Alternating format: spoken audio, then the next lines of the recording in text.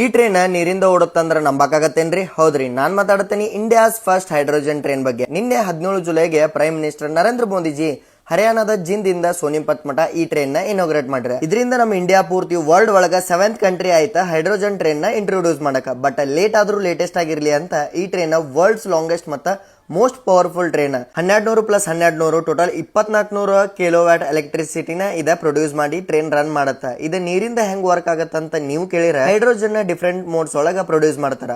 But ನಮ್ಮ India national green hydrogen mission ಒಳಗ ನೀರ್ನ ಯೂಸ್ ಮಾಡಿ ಅದರಿಂದ ಹೈಡ್ರೋಜನ್ ನ ಎಕ್ಸ್ಟ್ರಾಕ್ಟ್ ಮಾಡ್ತಾರೆ. ಎಲೆಕ್ಟ್ರೋಲಿಸಿಸ್ ಮೆಥಡ್ ಇಂದ ಇದ ಪ್ರೊಡ್ಯೂಸ್ಡ್ ಹೈಡ್ರೋಜನ್ ಗ್ಯಾಸ್ ನ ಒಂದು ಕಂಪ್ರೆಸರ್ ಟ್ಯಾಂಕರ್ ಒಳಗ ಸ್ಟೋರ್ ಮಾಡ್ತಾರ. ಅದ ಹೈಡ್ರೋಜನ್ ನ ಟ್ರೈನ್ ಒಳಗಿರುವಂತ ಫ್ಯೂಲ್ ಸೆಲ್ಸ್ ಯೂಸ್ ಮಾಡಿ ಎಲೆಕ್ಟ್ರಿಸಿಟಿ ಜನರೇಟ್ ಮಾಡತ್ತ. ಇದ ಟ್ರೈನ್ ಗೆ ಪವರ್ ಕೊಡುತ್ತಾ. ಬೇರೆ ಫ್ಯೂಲ್ಸ್ ತರ ಇದ ಎಮಿಷನ್ ಬಿಡಲ್ಲ, ಜಸ್ಟ್ ವಾಟರ್ ವೇಪರ್ ಮತ್ತ ಹೀಟ್ ನ ಬಿಡುತ್ತೆ. ಇದರಿಂದ ಗ್ರೀನ್ ರೈಲ್ ಮೂವ್ಮೆಂಟ್ ಸ್ಮೂತ್ ಆಗಿ ನಡೆಯುತ್ತೆ.